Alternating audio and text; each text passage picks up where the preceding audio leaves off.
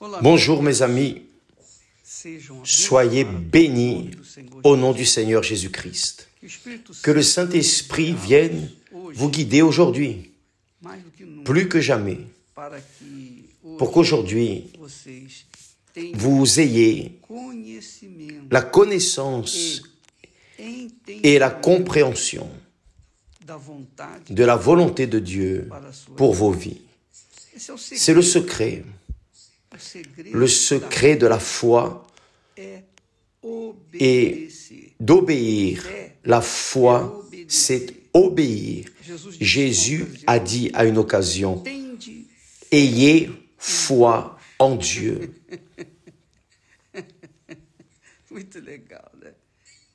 Ayez foi en Dieu. Comment puis-je avoir foi en Dieu? Quand je crois dans sa parole et que j'obéis. Je pratique. Donc, la foi n'est pas un sentiment. La foi n'est pas une émotion.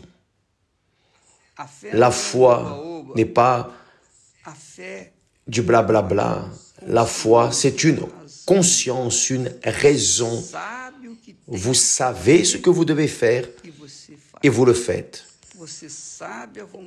Vous connaissez la volonté de Dieu et vous obéissez. Donc, notre vie dépend de cela.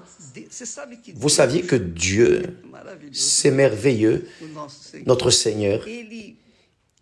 Il nous a donné l'intelligence. Il vous a donné l'intelligence, la raison. Il a donné le discernement et le choix pour que chacun de nous suive sur le chemin du bien. C'est la réalité. Donc, nous savons, même si nous ne connaissons pas Dieu, mais nous savons ce qui est correct et ce qui est erroné, oui ou non? Tout le monde sait, peu importe si vous croyez ou non en Dieu, vous savez ce qui est juste, ce qui est erroné, vous savez, cela naît avec vous, avec nous tous. Lorsque nous faisons des choix erronés, alors fatalement nous allons moissonner les fruits mauvais, une vie de mauvaise qualité, etc., etc. Lorsque nous obéissons à ce qui est correct, nous faisons ce qui est correct, donc nous avons la conscience de la justice, de ce qui est correct, de ce qui est droit, n'est-ce pas? Par exemple, vous savez que vous ne pouvez pas toucher à ce qui est aux autres. Nous savons cela. Mais si nous touchons à ce qui appartient aux autres, il est évident que nous allons moissonner les fruits de cette rébellion ou de cette injustice, de ce péché. Donc, Dieu nous donne cette conscience. Donc, je vois dans les témoignages beaucoup de personnes disant, avant de connaître Dieu, je ne vous aime pas, je ne t'aime pas, je ne sais pas si tu existes. Regarde la vie que tu m'as donnée. Dieu choisit le meilleur pour nous. Il nous donne le meilleur, si bien que tout est écrit dans sa parole. Sa parole enseigne ce qui est le meilleur. Maintenant, si nous voulons désobéir à la parole, il est évident que nous allons moissonner les fruits de cette rébellion, de cette désobéissance. Par exemple, aujourd'hui, c'est le jour que nous dédions à notre Seigneur. Jésus est ressuscité le premier jour de la semaine, dimanche. Donc, nous gardons le dimanche, nous cultivons notre foi le dimanche, spécialement à la recherche de la présence de Dieu, dans la recherche de la connaissance de Dieu, dans la prière, la louange. Enfin, Lorsque nous allons à l'église, l'église physique, l'institution physique, comme l'église universelle,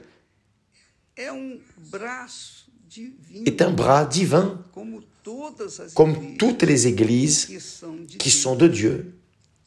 Donc, Dieu a institué l'église pour réunir les personnes qui ont la foi en lui, qui croient en lui, pour que ces personnes soient alimentées spirituellement par ses sacrificateurs, par ses serviteurs, si bien qu'il a institué à l'Église des apôtres, des prophètes, des évangélistes, des pasteurs et des maîtres, pour prendre soin de son peuple, pour alimenter son peuple,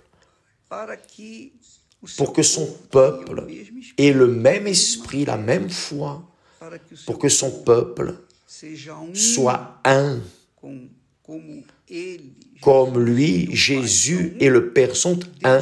Dieu veut que nous soyons un dans le Seigneur Jésus. Jésus fait la prière sacerdotale. En Jean, chapitre 17, cette prière, c'est la prière de l'unité.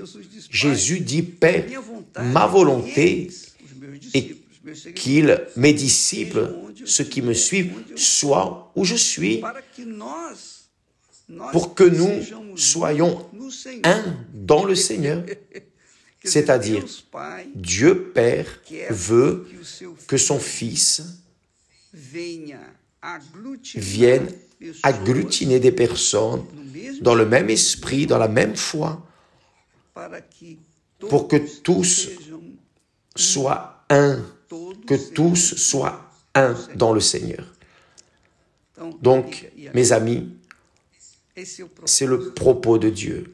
Maintenant, bien sûr que il y a ceux qui ne veulent pas obéir, qui ne veulent pas sacrifier, qui ne veulent pas, enfin, veulent satisfaire les désirs de la chair. Et là, on ne peut rien faire. Et Dieu ne peut rien faire parce que Dieu nous a donné le libre arbitre. Et si nous choisissons le mal, que peut-il faire? Donc, mes amis, lorsque nous écoutons et obéissons à la parole de Dieu, nous sommes en train d'exercer la foi. C'est tout. Donc la foi, c'est ça. Ayez foi en Dieu. C'est-à-dire, obéissez. Il ne demande rien que nous ne puissions lui donner. Vrai ou faux? Il n'est pas fou.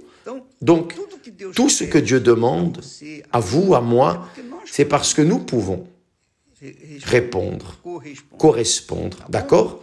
Donc, allez à une église universelle aujourd'hui, allez avec votre famille, emmenez vos êtres chers, faites un petit effort, emmenez-les pour que tous nous venions recevoir la prière pour la famille, la clameur pour le foyer, parce que sans famille, personne n'est personne. Sans foyer, sans une famille, les personnes vivent comme des fourmis perdues dans ce monde. Donc, Dieu est famille et il veut bénir votre famille parce qu'il sait ce qu'est avoir une famille. Restez avec Dieu, que Dieu vous bénisse tous et à demain au nom du Seigneur Jésus. Amen.